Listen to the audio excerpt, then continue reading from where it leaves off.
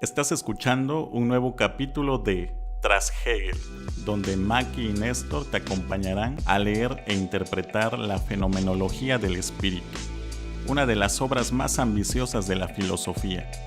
Y es que entre no saber nada y saberlo todo, ellos saben algo.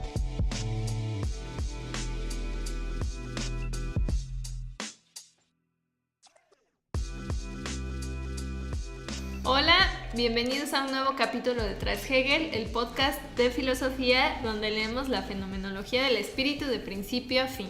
Yo soy Maki. Y yo soy Néstor. ¿Y qué vimos en el capítulo anterior? El capítulo anterior fue el precedente para este porque nos narró cómo hay un choque entre dos conciencias que empiezan a buscar el reconocimiento y una arriesga más y otra arriesga menos, una triunfa, una queda sometida e inaugura con esto la dialéctica del amo y del esclavo. Entonces, para ubicarnos en el texto, estamos en la sección B, autoconciencia, en el capítulo 4, la verdad de la certeza de sí mismo. En la sección A, llamada Independencia y sujeción de la autoconciencia, señorío y servidumbre. Y entonces, este capítulo vamos a leer el número 3, Señor y Siervo.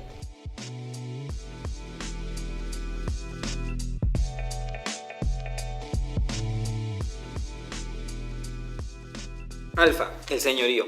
Y asimismo, el señor se relaciona con la cosa de un modo mediato, por medio del siervo. Yo aquí tenía el apunte Sí. de que antes la autoconciencia se relacionaba con el mundo por medio del deseo. Sí. Que deseamos las cosas y entonces ya como que son percibidas por nuestro deseo, ya son. A partir de este momento, cuando ya hay autoconciencia, el Señor se relaciona con el mundo por medio del esclavo. Sí. Y aquí tenía una anotación que dice, el mundo no se destruye, sino que ahora es algo que podemos poseer Sí. y disponer de él. Claro. O sea, ya no el objeto se me presenta como un uno con multiplicidades y el aquí y el ahora y eso, sino algo de lo que yo puedo disponer, no sé, sobre lo que puedo ejercer cierto poder, ¿no? Sí, pero la relación es mediada porque es a través del otro, ¿no? Ajá. O sea, a mí me gusta, no sé, la Coca-Cola, una cosa, pido la Coca-Cola, la compro y demás, pero para esta relación de tensiones entre dos autoconciencias, resultaría que el amo lo que le gusta es disponer del objeto, pero también a través del otro sujeto. Uh-huh. Entonces, no es lo mismo ir y comprar la Coca-Cola que decir, oye, fulanito, tráeme una Coca-Cola, ¿no? Ajá. Ya estoy disponiendo de él y como sabe que hay cierta autoridad, cierto peso o hay un algo, en realidad lo que brinda también la satisfacción no es solamente el objeto.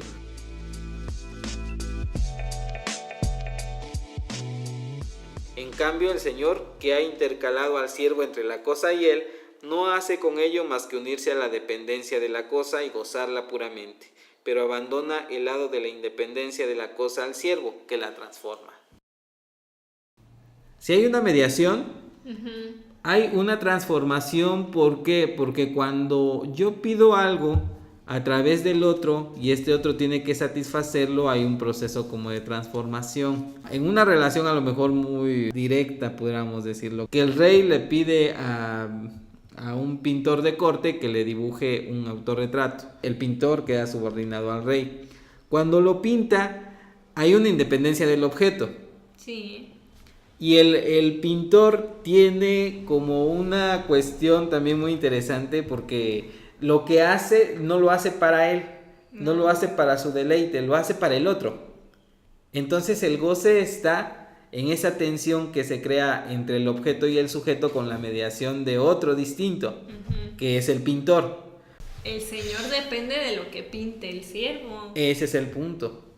Que hay como, sí es independiente del objeto, pero se vuelve dependiente de aquel que lo está pintando. Uh-huh. Entonces, aunque hay una autoridad, aunque hay hasta cierto punto como un mandar del señor o del rey con respecto del pintor, en realidad lo que hace es volverse dependiente de él. Ajá. Que es a donde vamos, ¿no? Que es la dialéctica en cuanto tal. ¿Por qué sería dialéctica todo esto? Porque no es un momento que termina, ¿no? Si escuchamos el amo y el esclavo, Sí. nos vamos a lo que nuestra mente nos dice, ¿no? Tal cual, un amo, un esclavo. Sí, un siervo y un señor, siervo. sí. Pero pues como que ese ciclo nunca termina, porque a lo mejor el pintor puede pintar porque hay una mujer en casa que lava, cocina, trapea, y entonces el pintor entra en una relación de señorío con la esposa, Sí. pero depende de ella para poder pintar. También. Porque si el pintor tuviera que lavarse, cocinarse, arreglarse la ropa, ver su casa, a lo mejor no le queda tiempo de pintar. Por supuesto, también es una relación dialéctica. Sí, Eh, donde a lo mejor no hay poder en el sentido, entre comillas, real, Ajá. porque no es como que, no sé, no es que el pintor sea un rey, No, o un ajá, señor, o ok. el que le pague el salario, etcétera. Ok, pero sí. hay una relación de poder ahí, ¿no? Claro, o sea, en toda relación de poder se da esta cuestión de una lucha de autoconciencias y uno queda como el superior y otro queda como el inferior. Y ahí se duplica la estructura.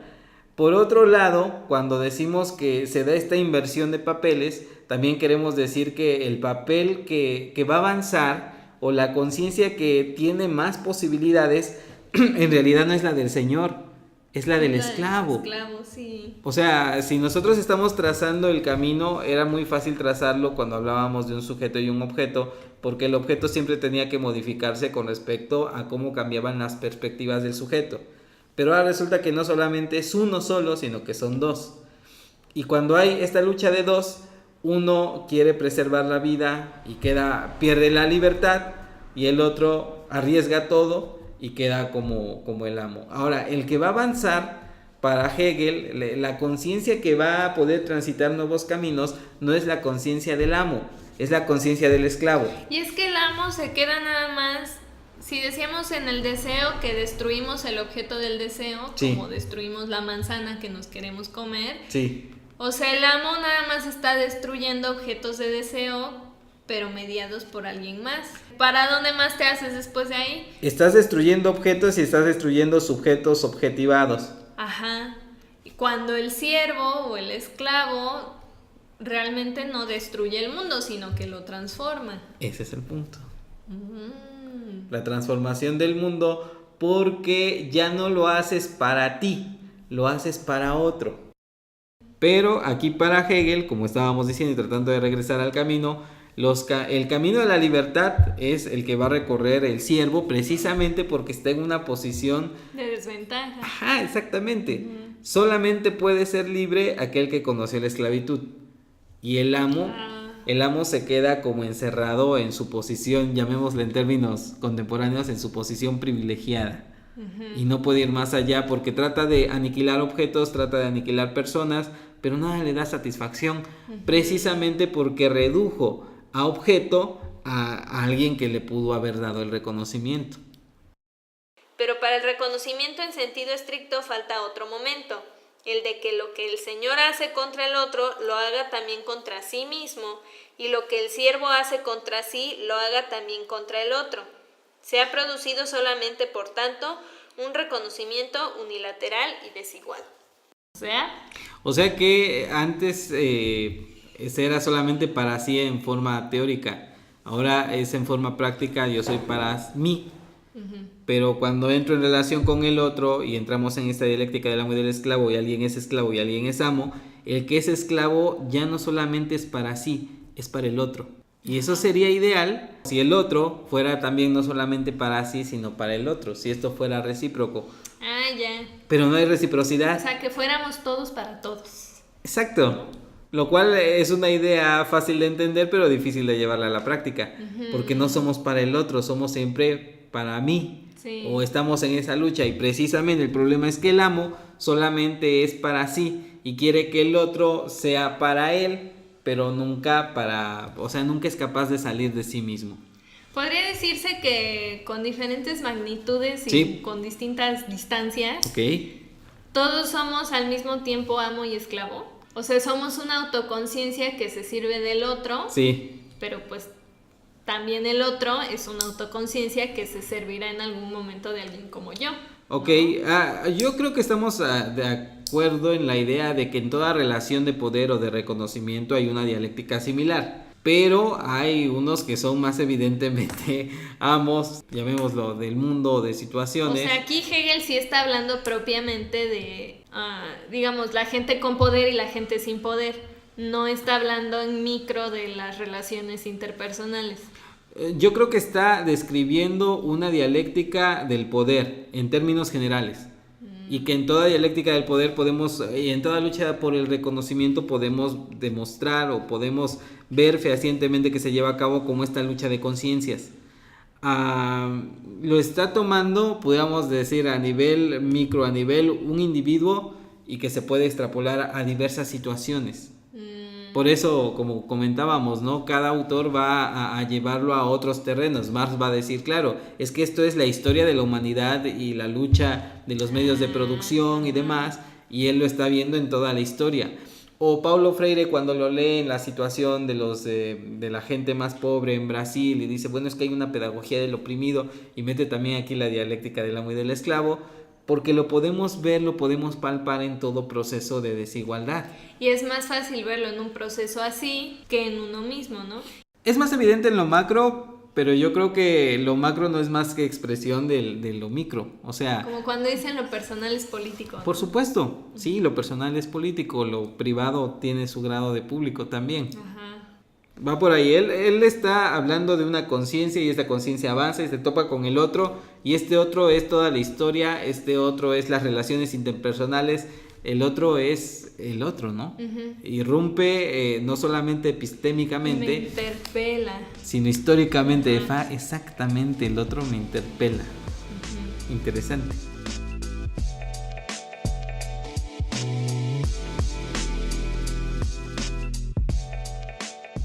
Así también la servidumbre devendrá también, sin duda, al realizarse plenamente lo contrario de lo que de un modo inmediato es.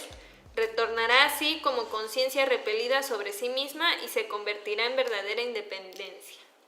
Solamente podemos avanzar al camino de la libertad una vez que hemos caído en la esclavitud. Y esta es también una idea básica en esta perspectiva. Sí, y que se sigue de todo lo que hemos visto de Hegel, donde la vida es lucha y que bla bla bla y bli bli bli. Y ahora el concepto también interesante que entra aquí es el de enajenación, porque como que estás en el otro, ¿no? Uh-huh. Lo que haces no lo haces para ti, lo haces para el otro. Tú no eres medio de ti mismo, ajá, sino que tú estás en el otro. Sí. El otro que es, al menos directamente, alguien que al cual está subordinado y cuya voluntad, su voluntad es la autoridad de tu voluntad, podríamos decirlo así.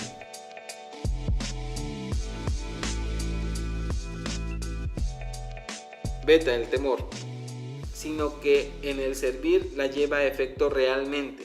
Al hacerlo, supera en todos los momentos singulares su supeditación a la existencia natural y la eliminación por medio del trabajo.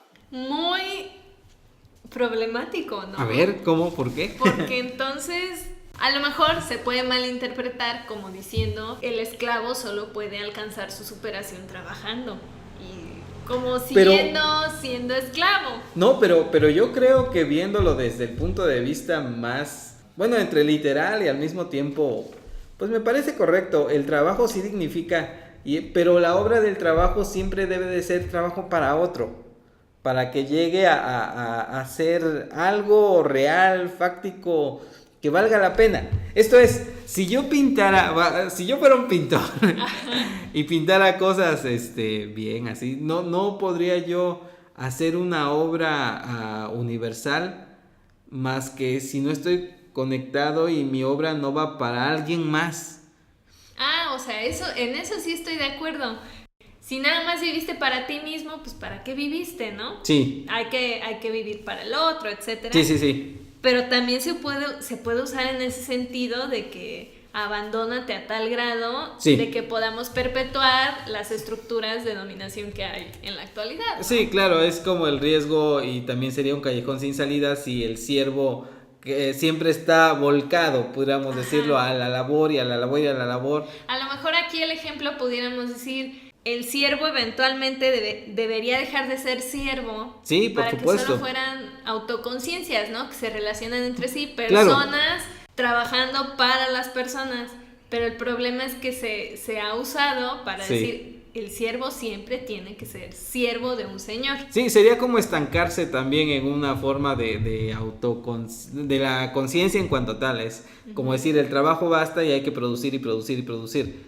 Bueno, yo consideraría que Hegel está por la libertad. Y esta libertad, o sea, que él está viendo prácticamente, porque estamos hablando de 1807. Estamos hablando de que ya fue la Revolución Francesa. Estamos hablando de que ya hay un cambio de estructuras sociales y que hay una revolución que echa abajo lo que antes estaba, que es la monarquía. Ajá. Y hay una clase burguesa ascendente y demás. Sí, como que sí nosotros, me habla de cambios. Nosotros tenemos señores un poco más velados, ¿no? Claro, o sea, en sí. tiempos de Hegel sí era como que muy obvio con el rey y sí. que su poder absoluto y así, y aquí a lo mejor no es tan...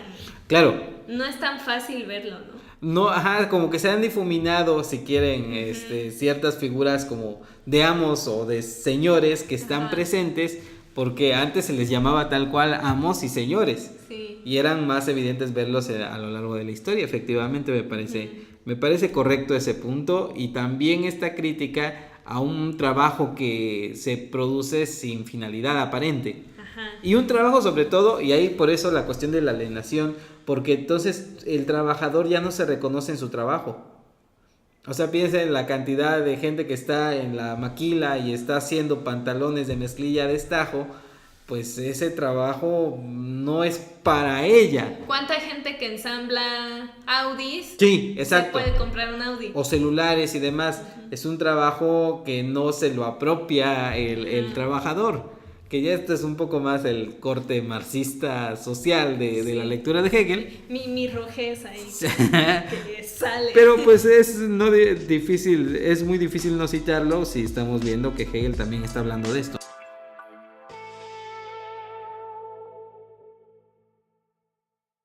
Gama, la formación cultural. Yo aquí tengo una anotación bien bonita. A ver. Pero con la que no estoy de acuerdo ya. A ver, dime y ahorita la consideramos. En clase hace años sí. teníamos la anotación que decía: nos relacionamos con el mundo de un modo constructivo, no destructivo. Esto cuando somos siervos, ¿no? Y vemos que nuestro trabajo transforma, etcétera. Entonces nos damos cuenta, antes pensábamos que el deseo solo se satisfacía destruyendo. Sí. Yo quiero una manzana, me la como. Así es. Yo quiero un cigarro, me lo fumo. Sí. Quiero una coca, me la tomo. Sí. Pero por medio del trabajo nos damos cuenta de que destruir no es el único modo de apropiarnos de algo. Así es. También podemos, pues, construirlo. Claro. Y cuando realizamos algo, nos identificamos con nuestro trabajo y entonces, por eso poníamos aquí, el esclavo supera su apetencia. Y hay una exaltación al trabajo, porque entonces ya no destruyes el mundo por desear algo, sino que construyes un mundo que te permita tenerlo, ¿no? Y sobre todo lo construyes para otro. Y sí lo entiendo y sí estoy de acuerdo. Sí. Porque al menos yo tengo el privilegio de tener un trabajo que significa algo para mí, ¿no? Claro. Pero es muy raro. Porque aquí yo puedo entender a Hegel, porque el zapatero hacía zapatos, claro. Entonces se hacía mejor en su habilidad, y él se daba cuenta así de, wow, puedo transformar cuero en zapatos, Por ¿no? supuesto. Pero ahorita el capitalismo ha hecho evolucionar el trabajo de tal modo que el trabajo hasta cierto punto ha perdido mucho de su valor. Porque entonces quien está en una maquila que solo aprieta un botón cada 5 segundos, o sea, ¿qué mundo está construyendo con eso, no? ¿Qué significado puede sacar de ahí? Sí, o quien fabrique armas, por decir algo, ¿no? ¿Qué tanto pueda decir que está transformando el mundo en realidad? Pero es parte del proceso de la alienación del trabajo, precisamente cuando tu trabajo, las horas invertidas y demás, tú sientes que no va para ningún lado. Entonces ya desde ahí hay como un desfase, porque en este proceso de alienación tu trabajo ya no es para ti y tú ya no te identificas con el producto que realizas, que sacas, que produces. Ni siquiera estás adquiriendo cierta habilidad, ¿no? Hay en este proceso una disociación tremenda entre el productor y el producto.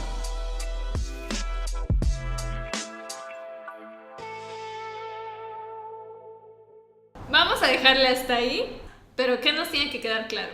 Nos debe quedar bien en claro que hay una dialéctica entre el amo y el esclavo, el señor y el siervo, que aparentemente gana el señor, pero resulta que se vuelve dependiente del trabajo del siervo y por ende como que se invierte en los términos. Y ahora el camino que vamos a seguir no es la del amo, que cae en un atolladero, sino el camino del esclavo.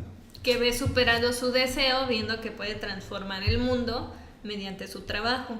A lo que vamos es que en el camino de la autoconciencia dejamos al Señor a un lado, vamos al siervo que se da cuenta de que el mundo no es algo nada más con lo que se relaciona o que destruye, sino que construye. Efectivamente.